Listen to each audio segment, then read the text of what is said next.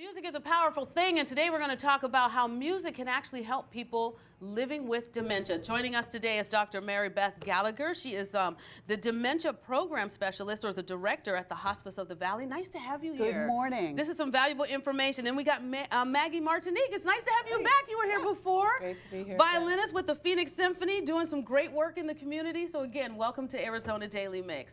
Let's talk about dementia. It's something that a lot of people sometimes sweep under the rug because they don't know where to go to talk about it, or even who to, express their feelings with. So I'm going to start with you, Mary Beth. Explain to us a little bit about what dementia does to an individual.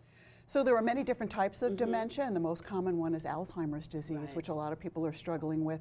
And so as the disease progresses, it starts to interfere with a person's ability to think, to reason, to use verbal language, to function over time. And certainly memory is the thing that sticks out the most. Well, I understand that there was a donation from a man whose wife passed away from dementia, and all of this sparked an idea which created a wonderful opportunity for other people to benefit. So share that with us. Yes, so a wonderful individual contributed money in order to bring this gift more widespread to others. It's beautiful. Yeah. And let's see, we're going to talk about how your violining has helped a lot of people. So the Phoenix Symphony does some wonderful community work, but you as a violinist, did you ever think one day that the music that you play could actually have a transformation in someone's life who is going through dementia? You know, I didn't ever expect to have that happen, but in my own life, my mother did pass away from dementia, and I learned very quickly how the music helped her and the other residents who were with her. And because we have this community outreach program here with Phoenix Symphony, it's been incredible to be able to go to not only Hospice of the Valley, but other homeless shelters and hospitals. But the hospice is so special to me because of what they do for the patients anyway, and the immediate response we can see from the residents there. So because you have that personal connection and tied to it, how has this really impacted your life, and what do you get from it? Because I'm sure you get a bounty of love, just from being able to play for these individuals. It is actually so much more rewarding even than playing on stage for a huge audience, which I love to do. But this is something very impactful, and it is more meaningful to me as a musician. That I can do something like this. And I'm sure they love it too. And I'm sure once they hear the music, I understand that it could help jog their memory. So talk about the visual of what they can possibly start to see or memorize when they do hear this music. What is it doing for them, and how does this actually work down the road? Well, think about it in your own experience. Have you ever heard a piece of music and suddenly you're falling in love again, or you're somewhere with your friends or your family? And so we know with dementia that the long-term memories stay deeply embedded.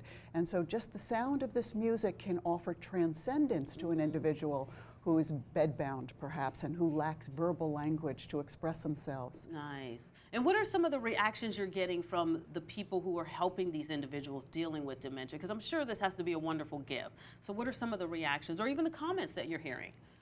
Well, well, to begin with, many times a person with dementia who has difficulty speaking can actually still sing. So imagine being with your loved one who hasn't been able to have verbal language, and suddenly you're singing a song together. Priceless.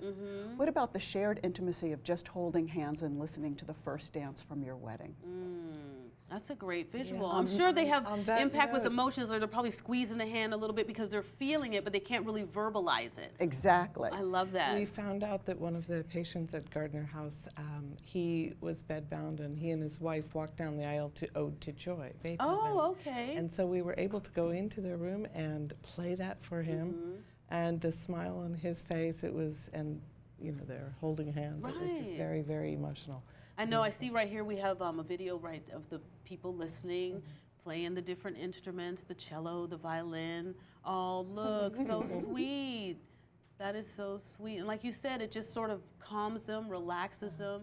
You come in, and this is your time that you're volunteering, but it's a great way to help other people, because you get enriched as well, right, Maggie? Very much so. Yes, yes. So have you had any special requests of certain things that you had to really practice and beef up on, or do you know all this stuff already? Well, we have a large repertoire from Mozart, Beethoven, all the way to show tunes in New York, or Sound of Music, or She'll Be Coming Around the Mountain. Wow, so you have some fun with it. One beautiful lady sitting there said, "Oh, my husband worked in the railroad for 35 years, so we broke out into, I've been working on the railroad." It's all very spontaneous. And